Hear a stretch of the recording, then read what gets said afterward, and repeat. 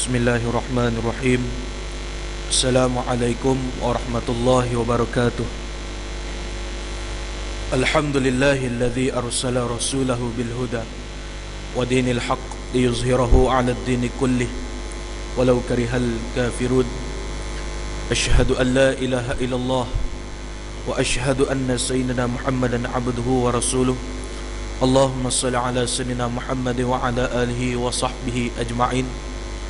Qalu subhanaka la ilma lana illa ma 'allamtana innaka antal alimul hakim wa la hawla wa la quwwata illa billahil aliyul azim. Wa qala Allah ta'ala fi kitabihil aziz, a'udzu billahi minasy syaithanir rajim. Bismillahirrahmanirrahim. Wasari'u ila maghfiratin min rabbikum wa jannatin 'arduhas samawati wal ard u'iddat lil muttaqin. Dan bersegeralah kamu kepada pengampunan Allah Subhanahu wa ta'ala, yang mana syurga itu terbentang luasnya ibarat langit dan bumi, dan tempat tadi hanyalah tempat bagi mereka yang bertakwa, yakni di sisi Allah Subhanahu wa ta'ala. Al-Fadil Tuan Imam, Tuan Bilal dan hadirin jemaah sekalian, InsyaAllah pada malam ni saya hanya menggantikan Ustaz yang sepatutnya tidak dapat hadir pada malam ni. Jadi insya-Allah dalam kesempatan ini kita bersama-sama berkongsi, yakni perkara-perkara yang berkaitan dengan soal peringatan daripada Allah Subhanahu wa taala. Peringatan yang mana insya-Allah mampu memberikan kepada kita semua kesedaran, dan dalam masa yang sama kita mampu meningkatkan lagi ketakwaan kita. Ketakwaan kita kepada Allah Subhanahu wa taala sebelum kita bertemu, yakni berhadapan dengan Allah Subhanahu wa taala di akhirat kelak, yang mana sekarang ini kita melalui, iaitu kita melalui alam dunia. Selepas daripada alam dunia ini kita akan berjumpa dengan adanya alam barzakh, iaitu alam kubur, yang mana kita melalui proses, iaitu persoalan yang ditanyakan oleh malaikat yang ada, dan kemudiannya kita teruskan lagi dengan perjalanan menempuh ke alam mahsyar, dan seterusnya iaitu kita menempuh kepada iaitu perjalanan-perjalanan yang seterusnya. Jadi alhamdulillah, bersyukur kepada Allah Subhanahu wa taala kerana pada hari ini Allah taala masih lagi memberikan kita peluang untuk merasai iaitu dua nikmat yang disebutkan sendiri oleh Rasulullah sallallahu alaihi wasallam, iaitu adanya nikmat as-sihah, dan yang keduanya al-faragh. Nikmat kesihatan yang Allah Ta'ala berikan kepada kita agar kita mampu melaksanakan segala tuntutan dalam keadaan yang mana penuh kudrat, yakni kekuatan yang ada. Dan kemudiannya Allah Ta'ala berikan kepada kita adanya masa lapang yang mana Allah Ta'ala peruntukkan kepada kita semua agar kita mampu melaksanakan segala amanah yang telah pun diwajibkan kepada kita semua. Sesibuk mana pun kita, tetap juga ada lapangan untuk kita mengabdikan diri kepada Allah Ta'ala.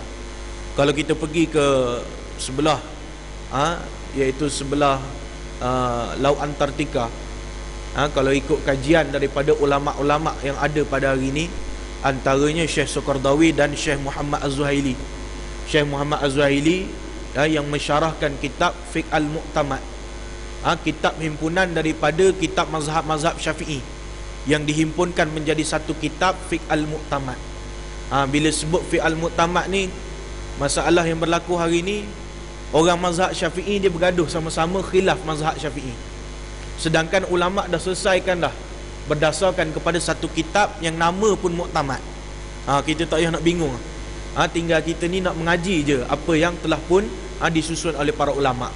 Kalau kita tengok masa yang berlaku di sebelah laut Antartika, ataupun di masa seperti mana yang pernah berlaku di Mesir sendiri, kalau kita tengok di sebelah sana pernah satu ketika terjadinya fenomena yang mana siang dia 18 jam, menyebabkan kita tak kuat nak puasa. Ini pernah terjadi di Mesir, 18 jam siang. Orang Melayu baru pergi 2-3 hari jenuh sampai sana 18 jam siang. Dan pernah satu ketika mana adanya kapal-kapal yang merentas lautan-lautan yang berada di sebelah kutub kutub utaranya, kemudiannya pergi ke laut Antartika sendiri, yang mana malam dia 20 jam, siang dia 4 jam. Jenuh kita nak semayang asar, nak semayang zuhur, semayang asar, terkejar-kejar nak semayang maghrib lagi. Jadi di waktu itu walaupun kita berada dalam keadaan yang sangat-sangat singkat masa dia, siang dia berada dalam keadaan 4 jam sahaja, malam dia 20 jam. Jadi tetap juga ada ulama yang telah pun memberikan kita iaitu lapangan untuk senantiasa kita mengabdikan diri pada Allah Ta'ala berdasarkan kepada kaedah-kaedah fiqh yang telah pun dibuat oleh ulama-ulama terdahulu. Maka tidak ada alasan untuk kita mengelakkan diri kita daripada melaksanakan iaitu tuntutan yang telah pun dihamparkan oleh Allah Subhanahu Wa Ta'ala. Segala benda tadi dia akan menjadi mudah apabila kita mempelajari apa yang telah pun digariskan oleh para ulama itu sendiri. Jadi hari ini sangat-sangat mudah sebenarnya, tinggal kita nak belajar saja. Tak payah kita nak bergaduh dah mazhab Syafi'i sendiri. Terlalu banyak pandangan-pandangan, akhir sekali tak selesai-selesai masalah. Jadi kita dapatkanlah kitab yang ada yang telah pun dikarang oleh Syekh Muhammad Zuhaili, kitab Fiqh Muqtamad. Jarang orang belajar hari ni kitab Fiqh Muqtamad. Sebab apa? Sebab tidak ramai mengetahui bahawasanya kitab tadi adalah impunan daripada kitab-kitab Al-Imam Asy-Syafi'i sendiri. Adanya Fiqh Manhaji, adanya kitab Al-Um dan kitab-kitab yang lain tu sendiri dihimpunkan menjadi satu kitab dan dikeluarkan satu pandangan al-asah, pandangan yang tertinggi daripada banyak-banyak hadis yang bertembung walaupun sahih berjumpa dengan sahih. Maka adanya pandangan Al-Imam Nawawi yang dimuatkan masuk dalam kitab tadi dikaji. Sahih dengan sahih, dua-dua sahih, maka diambil lagi satu hadis yang lebih sahih, dikaji berdasarkan lagi pandangan oleh ulama-ulama hadis yang ada. Jadi di dalam kehidupan kita pada hari ini bukanlah sekadar kita menunaikan amanah berupa solat 5 waktu, zakatnya, puasanya, hajinya dan lain-lain lagi. Namun yang perlu kita ingat adalah yang perlu kita ingatkan sendiri bagi diri kita adalah menyambung iaitu kerja-kerja para nabi itu sendiri. Hari ini Allah Ta'ala hamparkan kepada kita adanya satu bala yang sangat besar berupa banjir. Dan sebelum daripada bencana banjir tadi, Allah Ta'ala telah pun hempapkan kepada kita adanya teguran berbentuk angin yang sangat kuat berupa iaitu puting beliung yang berlaku di beberapa buah negeri. Cumanya apa yang disebutkan oleh Syekh Fatiakan di dalam satu kitab yang ditulis dan diterjemahkan kepada bahasa Melayu dipanggil sebagai AIDS dalam gerakan Islam. AIDS ini diterjemahkan sebagai satu penyakit yang sangat-sangat kritikal yang diceritakan khusus kepada orang yang menyokong Islam tetapi tidak ada disiplin dalam keadaan dia berjuang. Ini satu kitab yang ditulis oleh Syekh Fatiakan. Kitab ini menjadi satu kitab perujukan di beberapa buah negara, yang mana beberapa buah negara yang sangat-sangat kuat gerakan Islam yang ada, terutamanya yang diguna pakai oleh Al-Ikhwanul Muslimin yang ada di Mesir, dan kemudiannya adanya di Jamaah Islami di Bangladesh, di India, Pakistan, dan kemudian di beberapa buah negara yang lain itu sendiri. Mengapa Syekh Fatiakan menulis kitab ni? Iaitu bertujuan bagi menyedarkan kepada kita semua, seperti mana yang saya sebutkan tadi, kitab ini dikhususkan kepada orang Islam yang sokong Islam tetapi tidak ada disiplin di dalam berjuang. Satu teguran daripada Syekh Fatiakan buat kita semua. Sebab apa? Terlalu ramai manusia yang dia mampu menyokong sahaja tetapi dia tidak mampu untuk melaksanakan gerak kerja, tidak mampu untuk melaksanakan segala pengorbanan, yang mana perkara itu sudah menjadi kewajipan bagi diri kita semua. Melaksanakan iaitu tuntutan jihad semestinya seiring dengan pengorbanan. Melaksanakan segala tuntutan berupa iaitu fi sabilillah semestinya akan seiring dengan melakukan kerja-kerja amal itu sendiri dan akhir sekali melakukan pengorbanan pada Allah Subhanahu Wa Ta'ala. Jadi disebutkan antara bencana yang sangat-sangat berat pada dunia akhir zaman sebenarnya adalah iaitu Allah Ta'ala mengangkat ilmu dengan Allah Ta'ala mematikan para ulama. Ini sebenarnya perkara yang sangat besar, iaitu yang mana adanya golongan manusia yang sudah tidak mengikuti apa yang telah pun diajarkan oleh para ulama. Bukanlah saya kata, bukanlah saya sebutkan bencana alam tadi tidak besar, tetapi adanya bencana yang lebih besar, yakni ramainya manusia yang sudah tidak endah kepada apa yang telah pun diajarkan oleh para ulama. Sedangkan ulama itu adalah al-ulama warasatul anbiya, ulama yang menjadi pewaris para nabi, yang menjadi iaitu mereka-mereka yang menyambung kerja para nabi, mentarbiah ummah yang ada, yakni mengajarkan perihal agama Islam kepada umat akhir zaman itu sendiri. Ini antara bencana yang sangat besar sebenarnya. Mana mungkin kita mampu berdoa kepada Allah Ta'ala sekiranya ulama tidak mengajarkan kepada kita? Mana mungkin kita mampu untuk mengenal Allah Ta'ala sekiranya ulama tidak mengajarkan kita? Maka menjadi kewajipan kepada kita apabila Allah Ta'ala menghantar teguran berupa banjir, berupa iaitu ar-rih, yakni angin yang ada, maka semestinya perlu kita menyedari bahawa itulah antara perkara yang mana disebutkan sebagai kekuasaan Allah Ta'ala. Maka nak menguatkan akan diri kita kepada kesedaran yakni melibatkan keagungan Allah Ta'ala tadi, maka perlunya kita pergi kepada ulama yang ada pada hari ini. Hari ini sangat mencabar kerana apa? Seperti mana yang berlaku pada era saya sendiri, era anak muda yang ada pada hari ini. Saya berani kata ancaman-ancaman yang sangat-sangat berbahaya mutaakhir ni sendiri. Sebab apa? Sebab dia berlaku zaman saya, sebab dia berlaku pada fatrah, iaitu zaman ataupun setempat di kalangan sahabat-sahabat saya sendiri, yang mana kalau kita tengok sendiri, bukannya di luar negara sahaja, bukannya dalam Malaysia sahaja, bukannya seluruh tempat dalam Malaysia, malahan di dalam negeri Selangor sendiri pun ada tempat-tempat yang telah pun membakul sampahkan kitab-kitab para ulama yang telah pun dikarang sekian lama. Ini antara perkara yang sangat membimbangkan. Kebanyakan universiti telah pun dimasuki oleh fahaman-fahaman yang berbentuk liberalisme, yang membenarkan mahasiswa pada hari ini berfikir sehingga luar kotak. Ini sangat bahaya, yang mana membiarkan iaitu anak-anak muda yang ada pada hari ini bersuara tanpa sempadan, yakni sehinggakan mereka sanggup mempertikaikan apa yang telah digariskan oleh para ulama yang mana berlandaskan kepada Al-Quran dan As-Sunnah itu sendiri. Jadi inilah perkara yang sangat membimbangkan apabila kita telah pun berpaling daripada al-ulama warasatul anbiya tadi. Mutaakhir ni sendiri, apabila disebutkan kalam-kalam yang melibatkan adanya ulama yang menyebutkan kalam-kalam yang disebutkan oleh para ulama, kita bacakan semula, ataupun kita bacakan ayat-ayat suci Al-Quranul Karim, ataupun kita cerita berkaitan dengan sirah para nabi, hadis nabi, maka pada hari ini telah pun dianggap sebagai satu perkara yang jumud. Ini antara bencana yang sangat besar, yakni perkara-perkara melibatkan agama telah pun dianggap sebagai benda yang ketinggalan zaman. Ini setengah fahaman ataupun setengah golongan yang mana mereka ini berfahaman bahawasanya apa yang Allah Ta'ala amparkan pada kita semua pada hari ini dianggap sebagai benda yang tidak sesuai pada zaman sekarang. Islam tu, Islam fitrah dia adalah sejahtera. Islam fitrah dia adalah yakni membawa kepada keadilan. Islam itu fitrah dia sendiri adalah membawa kepada keamanan, membawa kepada kebaikan.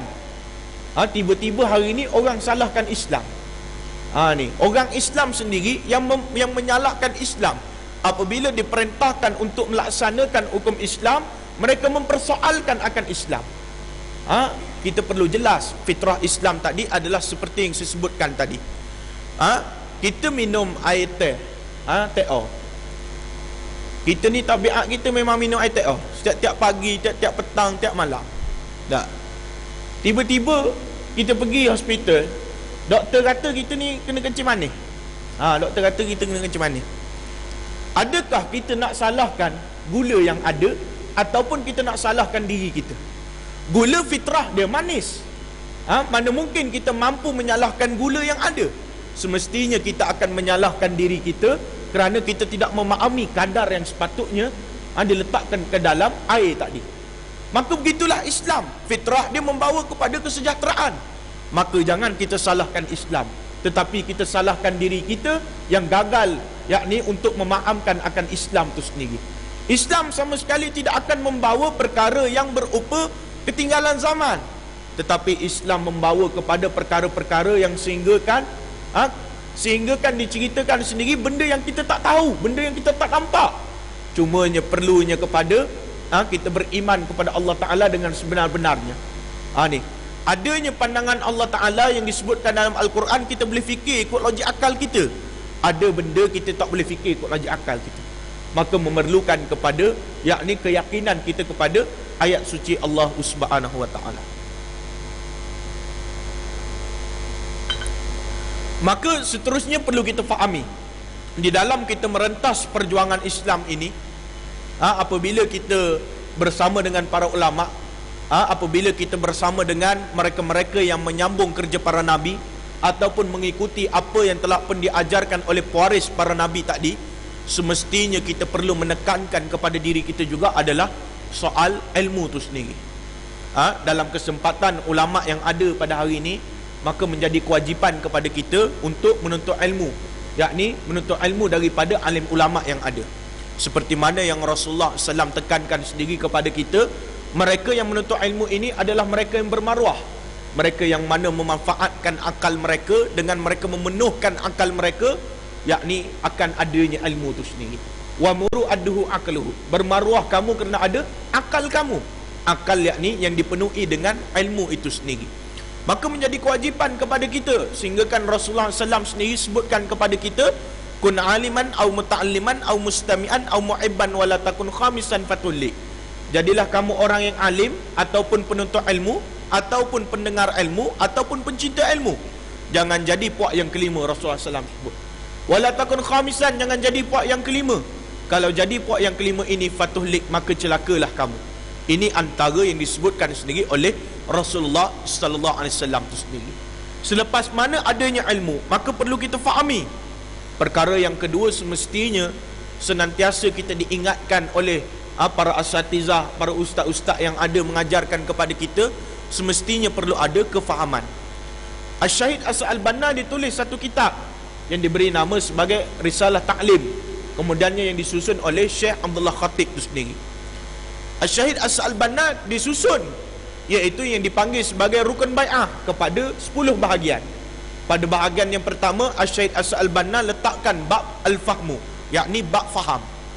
Kenapa Asy-Syahid As-Albana tulis bab faham dulu, baru dia tulis bab-bab yang lain, yakni ditekankan berdasarkan kepada sirah para nabi, sirah yang berlaku juga kepada para sahabat yang ada, yang mana merujuk kepada sirah yang berlaku pada zaman Rasulullah SAW sendiri. Adanya seorang sahabat, yakni yang anak kepada Sayyidina Umar Ibn Khattab, yang bernama yakni Abdullah bin Umar.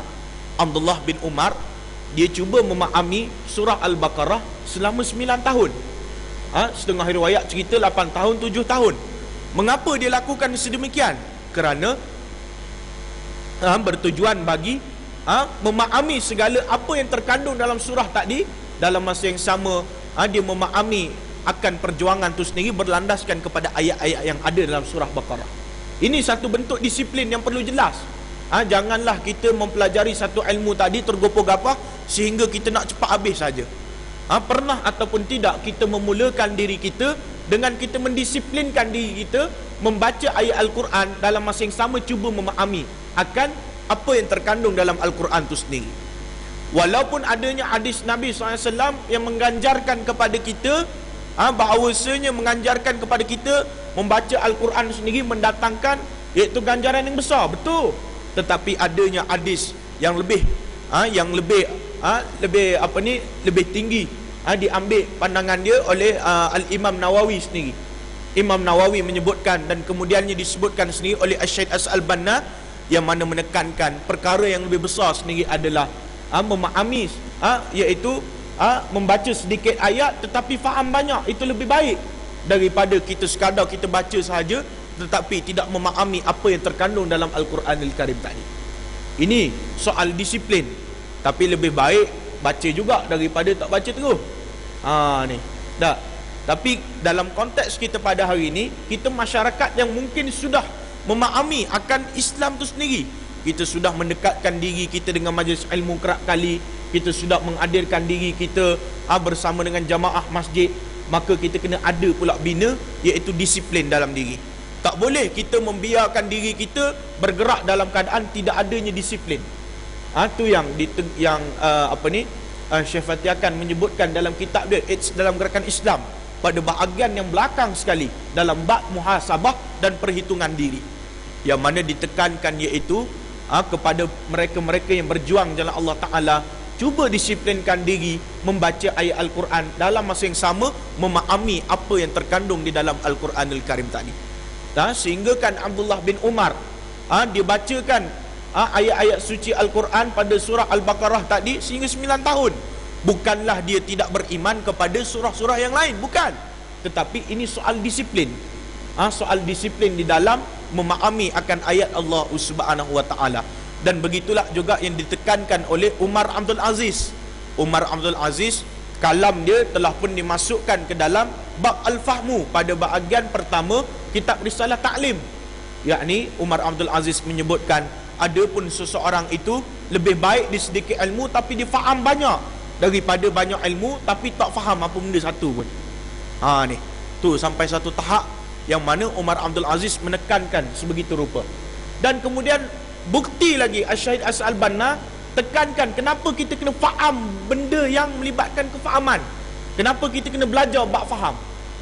Sehingga kan Syahid As-Al-Banna dahlah dia tulis kitab Risalah Ta'lim tadi kepada 10 bahagian. Pada bahagian Al-Fahmu tadi dipecahkan pula kepada 20 bahagian. Dalam bab faham saja dipecahkan pula kepada 20 bahagian menjadi satu kitab yang lain, yang dipanggil sebagai Usul Ashrin ataupun Syarah 20. Ni pentingnya bab faham. Sehingga kan Syekh As-Al-Banna tulis pula satu kitab yang lain membahaskan bab faham saja. Mana mungkin seseorang itu dia mampu beramal kalau dia tak faham. Mana mungkin seseorang itu dia mampu berjihad sekiranya dia tak faham. Maka apabila dia nak berjihad, semestinya dia kena faham dulu ala tuju ke mana yang dia nak bawa sebenarnya perjuangan tadi itu sendiri. Kita nak ikhlas pun kita kena faham apakah sebenarnya ikhlas itu sendiri. Jadi itulah antara perkara yang mana perlu kita ingat, yakni melibatkan kefahaman itu sendiri. Antara contoh kita nak tengok orang tu faham ataupun tidak, mudah je.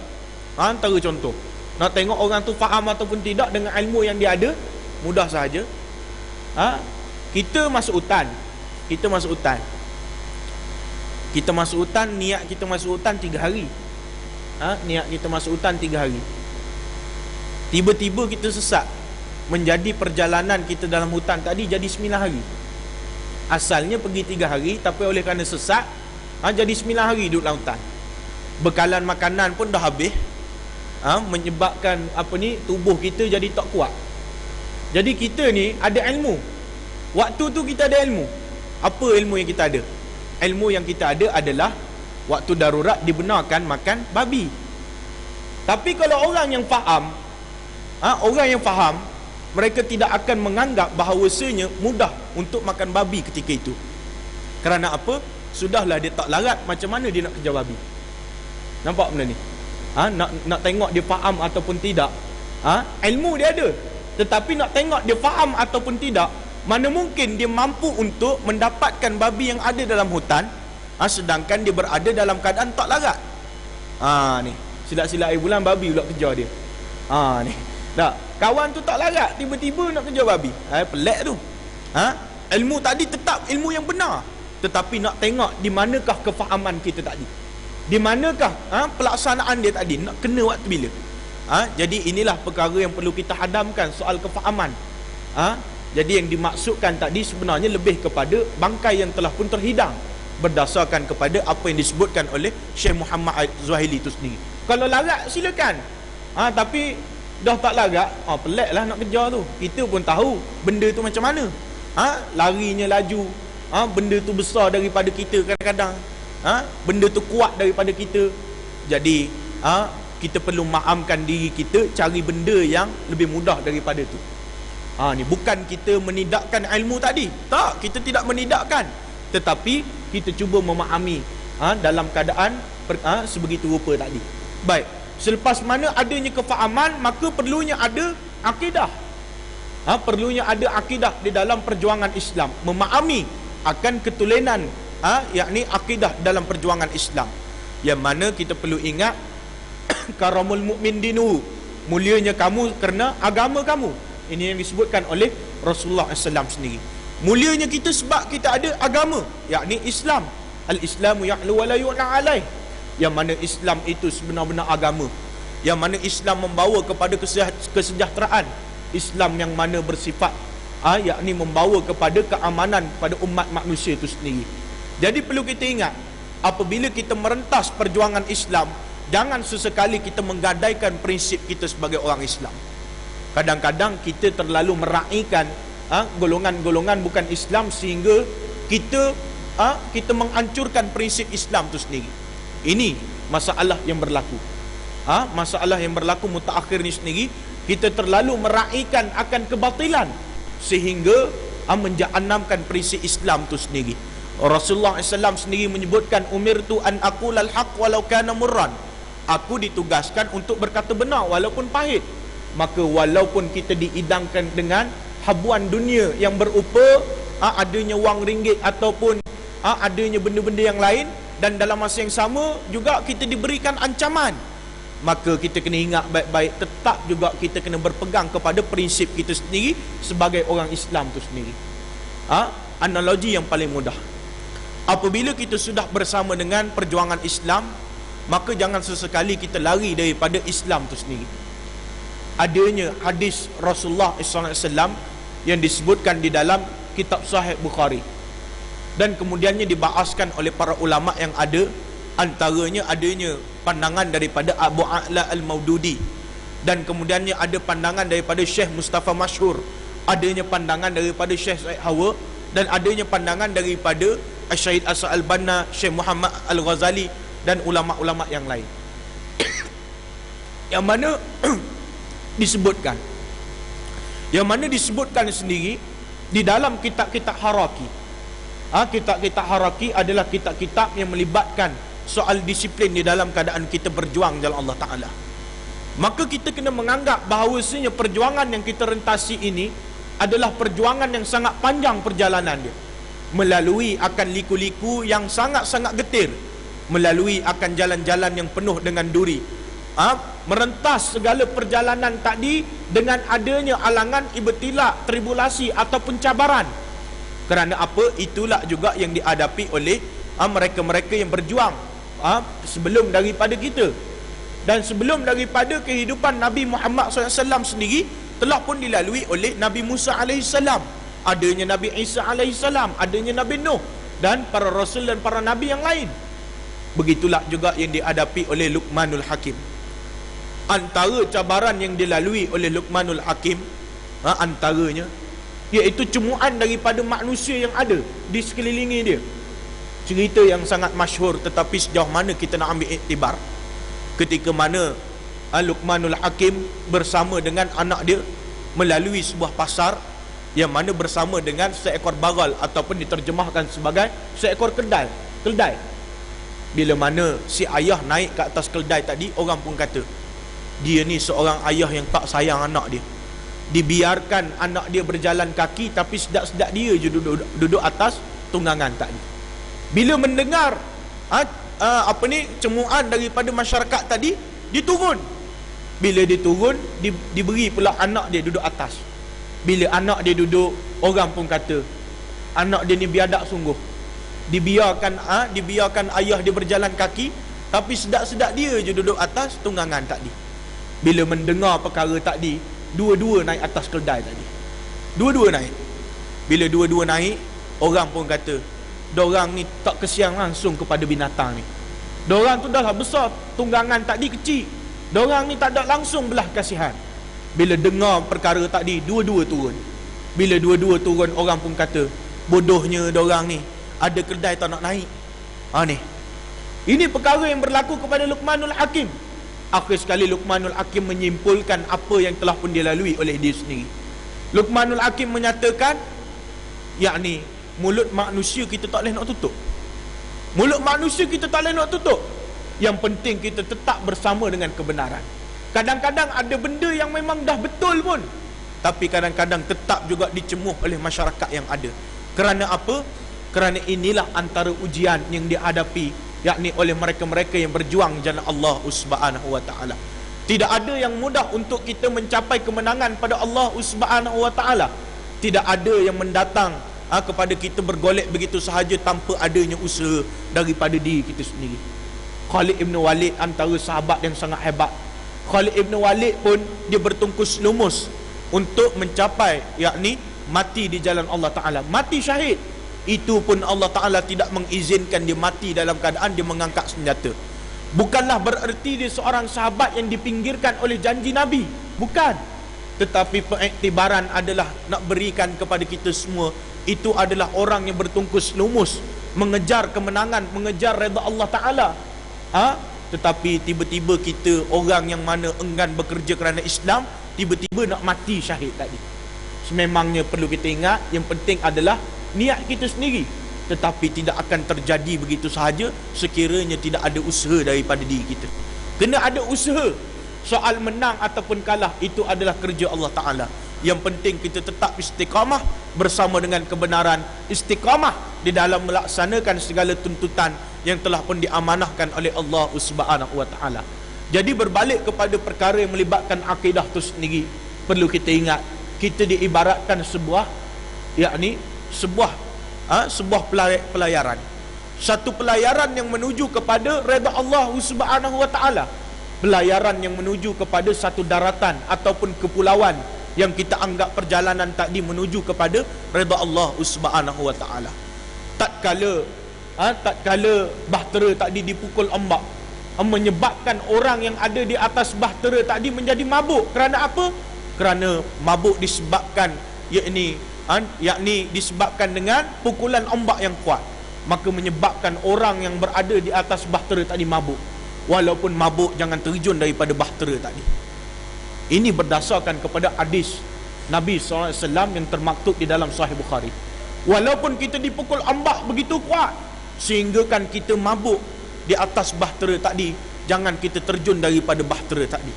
Kemudian ni kita dipukul lagi dengan ombak yang kuat, menyebabkan makanan yang teridang di atas bahtera tadi menjadi iaitu hasil campuran daripada garamnya, gulanya, tumpah habis.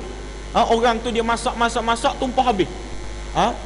Bila makan, makanan dia tak sedap. Walaupun makanan dia tak sedap, jangan terjun daripada bahtera tadi.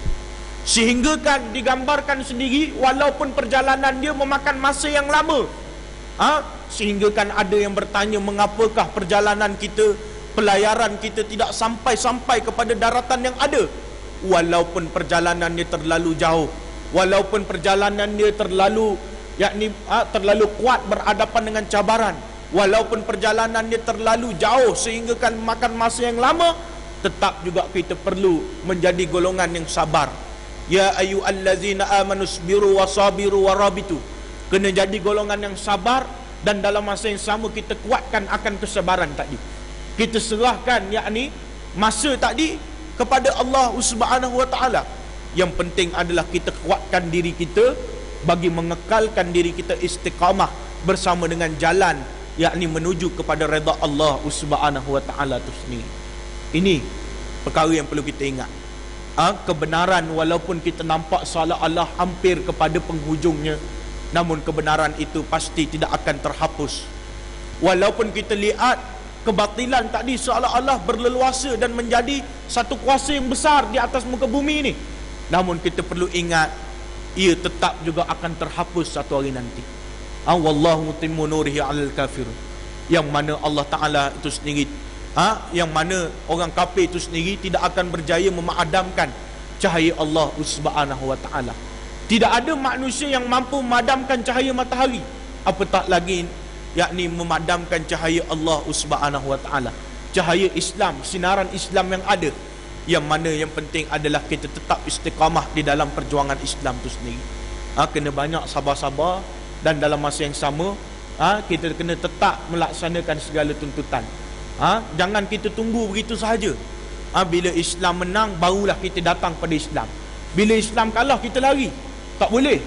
Dalam Islam, apa jua pun Islam tadi berlaku, apa jua pun Islam tadi ditindas, sama ada Islam difitnah, sama ada Islam tadi dikeronyok oleh mereka-mereka yang enggan bersama Islam, tetap juga kita kena bersama dengan Islam. Ini perkara yang mana sangat-sangat menguji keimanan kita semua. Jadi antara kekuatan yang perlu kita bina lagi dalam diri kita adalah antaranya yang disebutkan sendiri oleh Syekh Fatiakan, jangan sesekali kita meninggalkan qiyamul lail. Walaupun dia tidak menjadi kewajipan kepada kita semua, tetapi sepatutnya seorang pejuang Islam dia perlu menjadikan ianya sebagai kewajipan bagi diri dia. Ini tatajafa junubuhum 'anil madaji', Allah Ta'ala sebut, yang mana lambungkan mereka daripada tempat tidur mereka. Ini ditujukan juga kepada kita semua.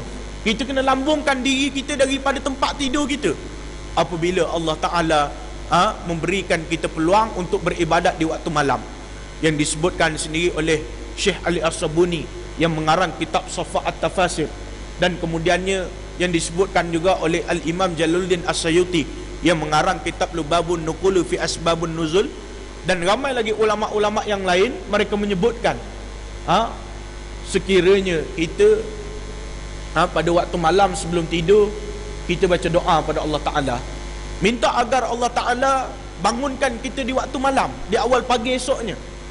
Tiba-tiba tak bangun-bangun, bangun, celak mata tu terbuka, tapi larat tak larat je nak pergi tandas, nak ambil air semayang. Larat tak larat je nak semayang 2 rakaat.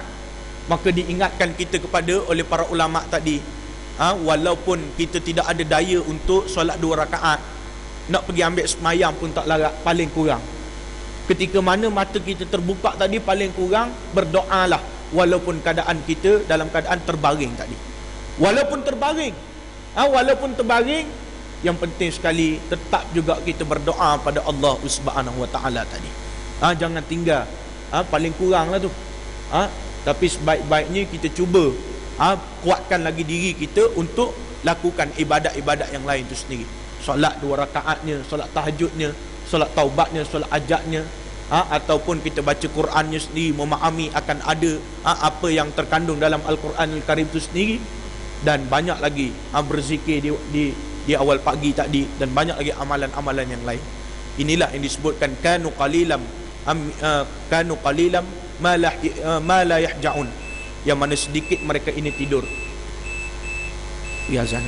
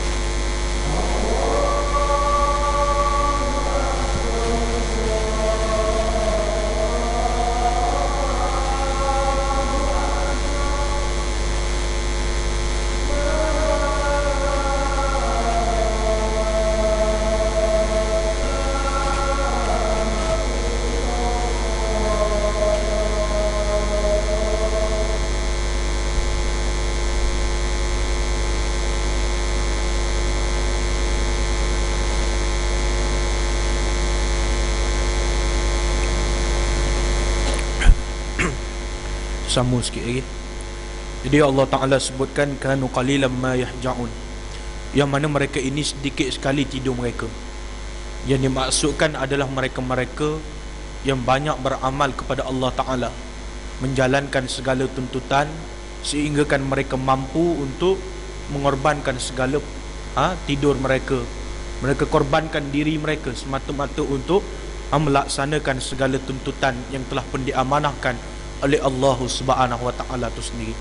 Jadi perlu kita ingat, lau kana aradan qariban wa safaran qasidan lattaba'uk walakin ba'udat alaihim syiqqah. Sekiranya kamu merasakan perjuangan yang kamu rentasi ini adalah perjuangan yang hampir kepada kemenangan, nescaya pasti ramai orang akan ikut kamu wahai Muhammad. Jadi Al-Imam Jalaluddin As-Sayuti dia menyebutkan berdasarkan kepada huraian yang telah pun dibahaskan sendiri oleh para ulama yang ada, mereka menghuraikan lagi yang disebutkan di dalam kitab Lubabun Nuquli fi Asbabun Nuzul, yang mana disebutkan bahawasanya kalaulah kerja Nabi tadi mengganjarkan kepada kita, hari ini kita berjuang, esok kita memperolehi kesenangan, mungkin zaman Rasulullah SAW tadi yang mana begitu ramai orang ikut Rasulullah, mungkin Abu Jahal orang pertama ikut Rasulullah dulu. Sekiranya kalau ayat tadi menceritakan bahawasanya hari ini kita buat kerja Islam, esok kita menang.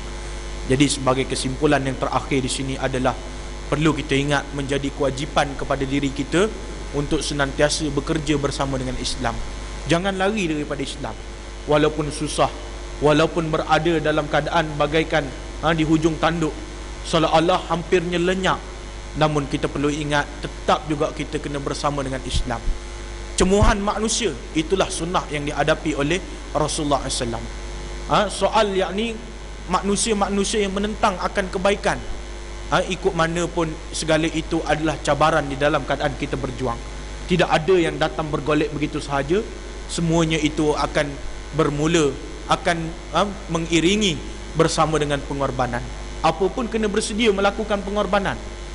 Yang penting sekali adalah bersedia menjadi golongan yang senantiasa membawa yakni akan kebenaran, dan bersedialah menjadi golongan yang mana senantiasa akan dicemuh oleh masyarakat yang ada.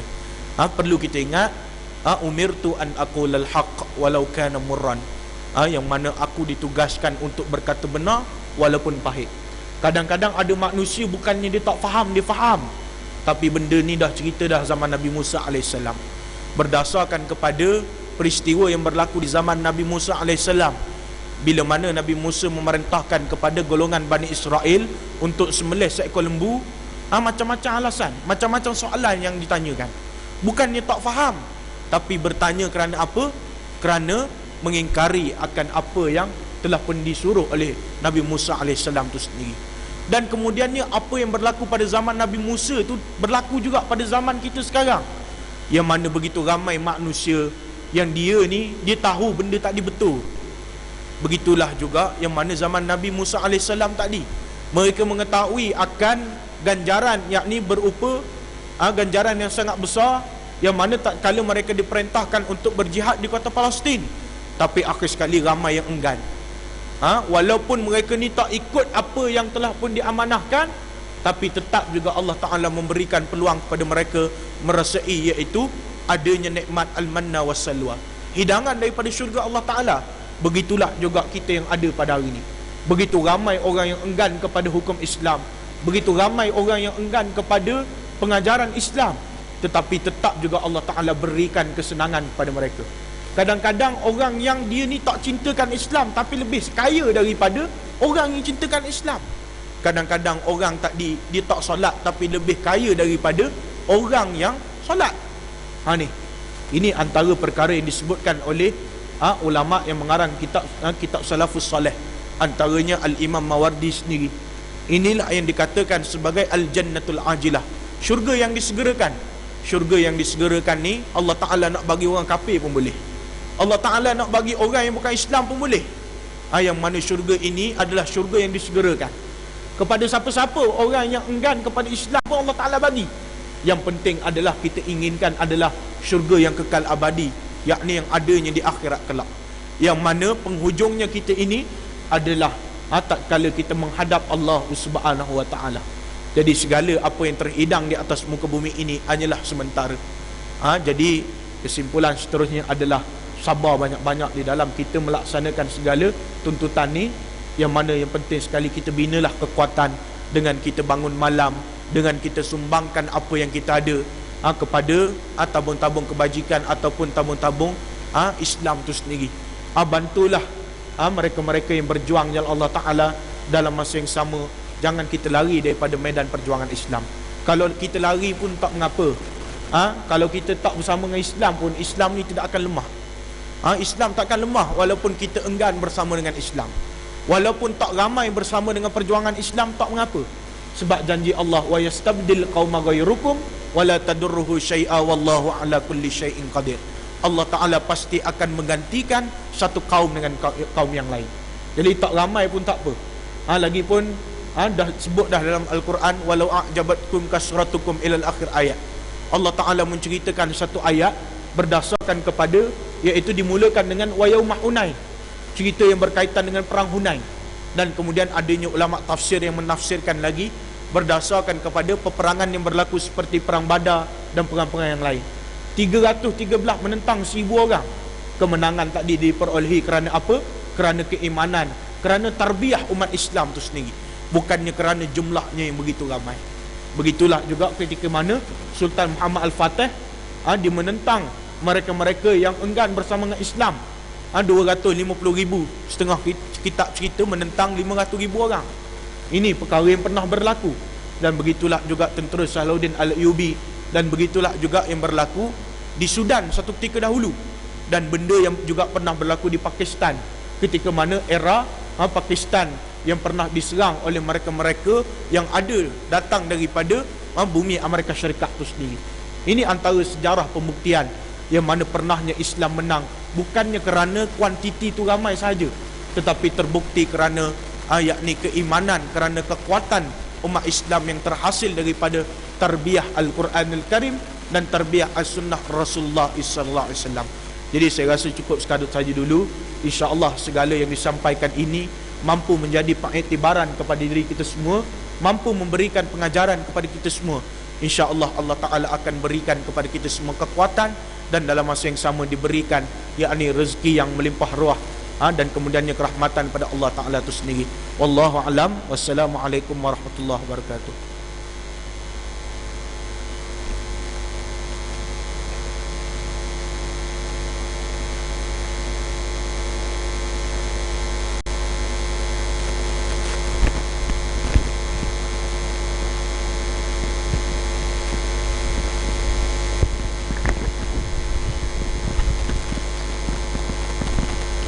الله أكبر الله أكبر أشهد أن لا إله إلا الله أشهد أن محمد رسول الله حي على الصلاة حي على الفلاح قد قامت الصلاة قد قامت الصلاة الله أكبر لا إله إلا الله.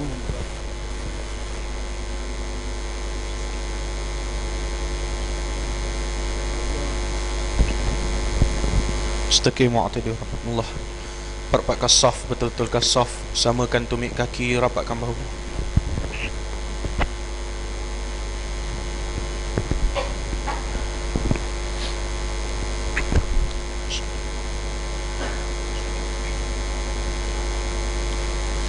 Allahu Akbar.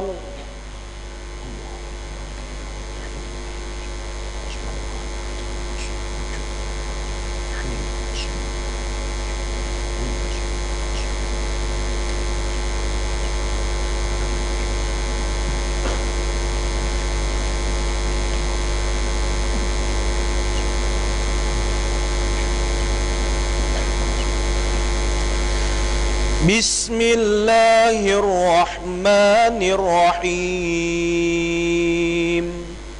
Alhamdulillahi Rabbil Alamin. Ar-Rahmanir Rahim.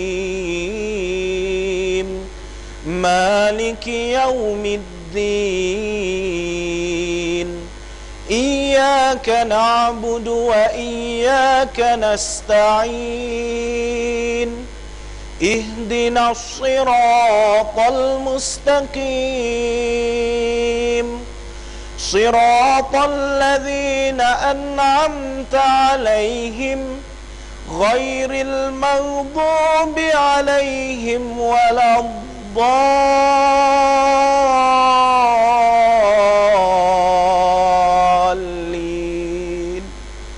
آمين.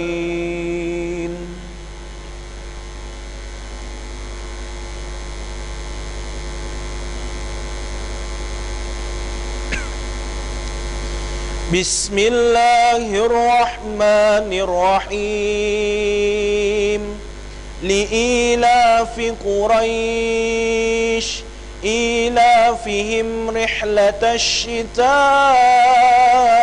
والصيف فليعبدوا رب هذا البيت الذي أطعمهم من جوع وآمنهم من خوف.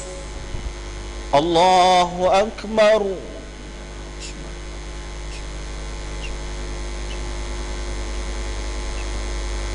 سمع الله لمن حمده.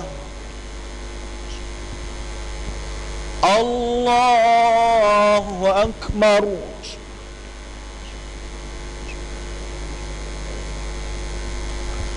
الله أكبر.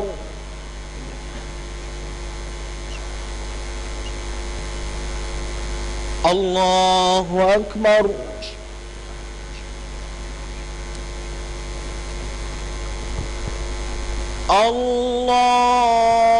الله أكبر.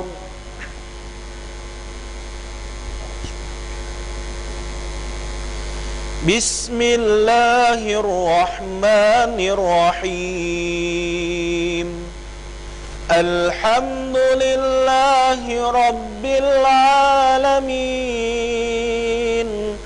الرحمن الرحيم مالك يوم الدين إياك نعبد وإياك نستعين اهدنا الصراط المستقيم صراط الذين أنعمت عليهم غير المغضوب عليهم ولا الضالين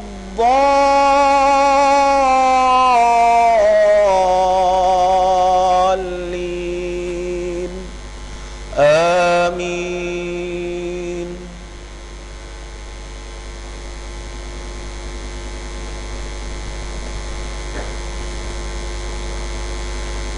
بسم الله الرحمن الرحيم قل هو الله أحد الله الصمد لم يلد ولم يولد ولم يكن له كفوا أحد. الله أكبر.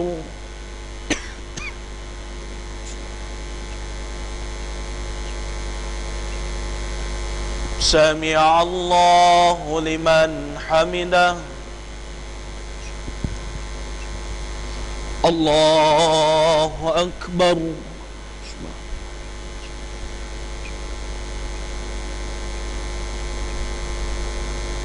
الله أكبر.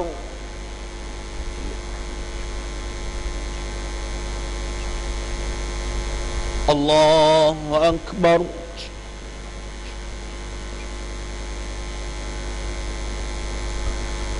الله أكبر.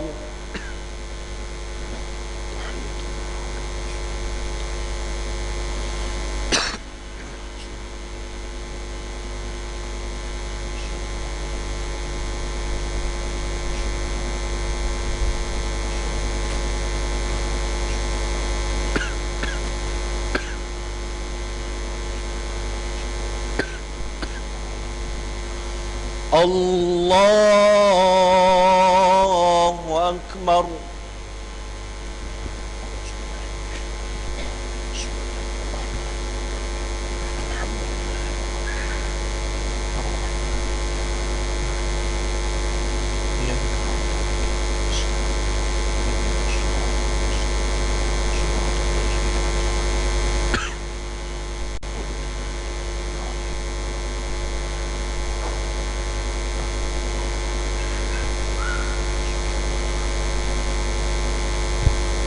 Allahu Akbar.